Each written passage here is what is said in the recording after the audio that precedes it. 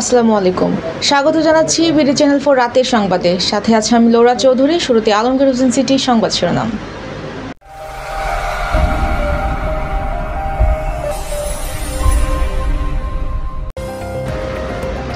কিশোরগঞ্জে পৃথক পৃথক স্থানে বজ্রপাতে ৩ কৃষক নিহত।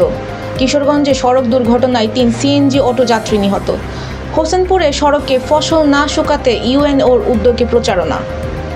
ভারত পাকিস্তান যুদ্ধবিরতিতে স্বাগত জানালেন পোপ লিও।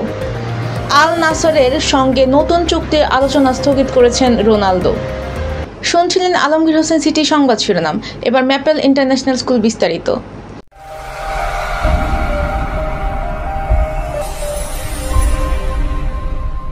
কিশোরগঞ্জের ভৈরব ও কুলিয়ারচরে পৃথক পৃথক স্থানে বজ্রপাতে ৩ কৃষক নিহত হয়েছেন।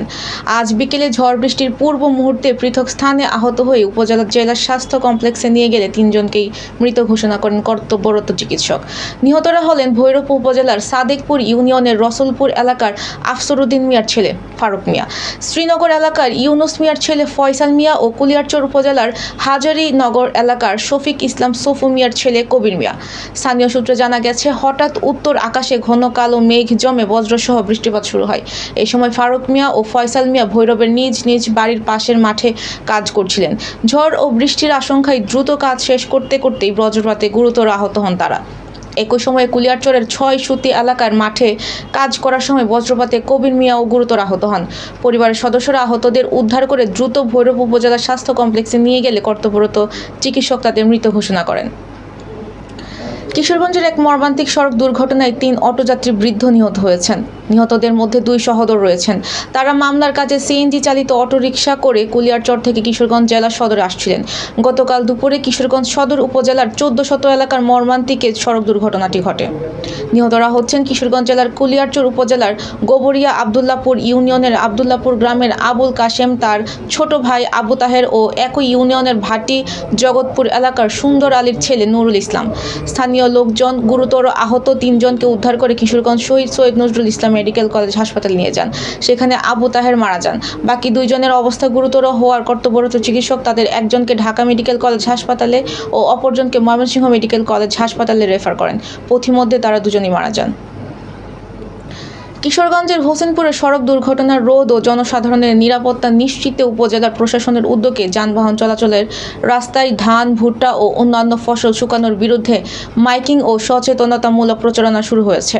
আজ থেকে উপজেলা নির্বাহী কর্মকর্তা কাজী নাহিদ ইভার উদ্যোগে উপজেলার বিভিন্ন এলাকা ও বাজারে মাইকিং করে ঘোষণা দেওয়া হচ্ছে। এই প্রচারণার মাধ্যমে জনগণকে জানানো হচ্ছে, সড়ক বা মহাসড়কের ফসল শুকানোর কারণে দুর্ঘটনার ঝুঁকি বাড়ে এবং পথচারী ও চালকদের জন্য এটি খুবই বিপজ্জনক। স্থানীয় ইউনিয়ন পরিষদের সহযোগিতায় এই কার্যক্রম চালানো হচ্ছে। আজ দুপুরে সরেজমিন উপজেলার পুমদি ইউনিয়নের এ দৃশ্য দেখা যায়। ইউএনও কাজী নাহিদ ইভা বলেন, এই প্রচারণার উদ্দেশ্য হলো জনগণের মধ্যে সচেতনতা সৃষ্টি করা এবং সড়ক দুর্ঘটনা কমানো। তিনি কৃষকদের রাস্তায় ফসল শুকানোর পরিবর্তে নিরাপদ স্থানে তা শুকানোর আহ্বান জানান।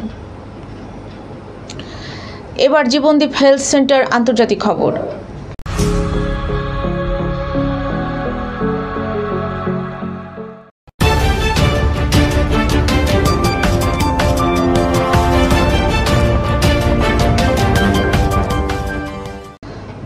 ভারত ও পাকিস্তান যুদ্ধবিরতিতে স্বাগত জানিয়েছেন রোমান ক্যাথলিক খ্রিস্টানদের ধর্মগুরু গোপ চতুর্দশ লিও। আল জাজিরার এক প্রতিবেদনে এই খবর জানানো হয়েছে। রোমান ক্যাথলিক চার্চের প্রধান হিসেবে নির্বাচিত হওয়ার পর আজ প্রথম বার্তায় ভারত ও পাকিস্তানের মধ্যে যুদ্ধবিরতি নিয়ে মন্তব্য করেন পোপ চতুর্দশ লিও। তিনি আরও বলেন, তিনি বিশ্বকে শান্তি প্রদানের জন্য ঈশ্বরের কাছে প্রার্থনা করেছেন। এবার ঘরোয়া ডিজিটাল প্রিন্টার্স খেলার খবর।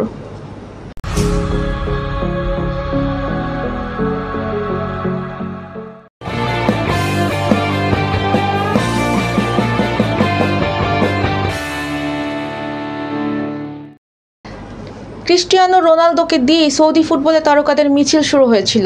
আল নাসরে যোগ দিয়ে গোলের বন্যা বয়ে দিলেও শিরোপা ভাগ্য সুপ্রসন্ন হয়নি রোনালদোর।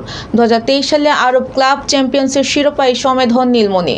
চলতি মৌসুমে এই পর্তুগিজ মহাতারকা গোল বন্যা বয়ে দিয়েছেন, কিন্তু তার দল আল নাসর সব কয়টি শিরোপার দৌড় থেকে এরই মধ্যে ছিটকে পড়েছেন। ফলে ক্লাবটিতে থাকা না থাকা নিয়ে নতুন করে ভাবছেন তিনি।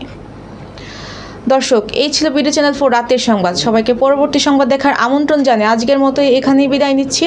সবাই ভালো থাকবেন, সুস্থ থাকবেন এবং নিত্য নতুন সংবাদ পেতে বিডি চ্যানেল 4 ফেসবুক পেজ ও ইউটিউব চ্যানেলের সাথেই থাকুন। আল্লাহ হাফেজ, শুভরাত্রি।